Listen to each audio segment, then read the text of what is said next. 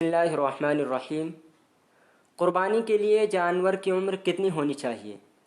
تو پہلے ہم یہ سمجھ لیتے ہیں کہ کس کس جانور کی یعنی کون کون سے جانور کی ہم قربانی کر سکتے ہیں۔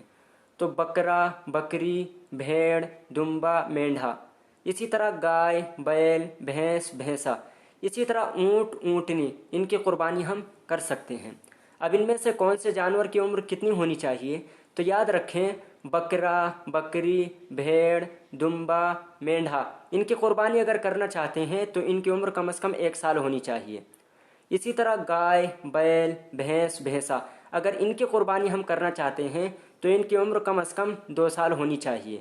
اور اگر اونٹ یا اونٹنی کی قربانی کرنا چاہتے ہیں تو ان کی عمر کم از کم 5 سال ہونی چاہیے۔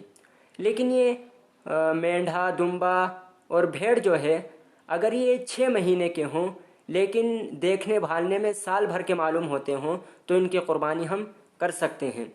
آپ حوالے کے لیے دیکھ سکتے ہیں فتاوی محمودیہ جلد نمبر 17 صفحہ نمبر 360، یعنی 360 سے کچھ اوپر ہے کچھ نیچے ہے۔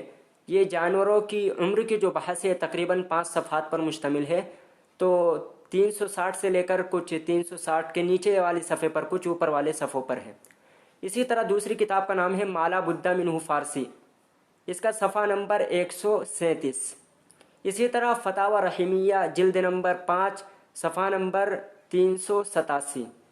اسی طرح دارالعلوم دیوبند، فتاوی دارالعلوم دیوبند جلد نمبر 15 صفحہ نمبر 540، اس میں بھی تقریباً 5 صفحات پر جانوروں کی عمر کی بحث پر مشتمل ہے، یعنی جانوروں کی عمر کی جو بحث ہے وہ تقریباً 5 صفحات پر مشتمل ہے۔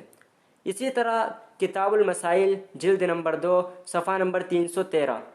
اسی طرح احکام عید الاضحیٰ و قربانی صفحہ نمبر 12۔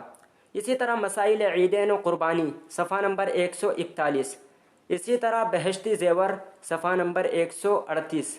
اسی طرح دارالعلوم دیوبند کے فتوے میں آپ دیکھ سکتے ہیں کہ کس جانور کی عمر کتنی ہونی چاہیے اور کن کن جانوروں کی ہم قربانی کر سکتے ہیں۔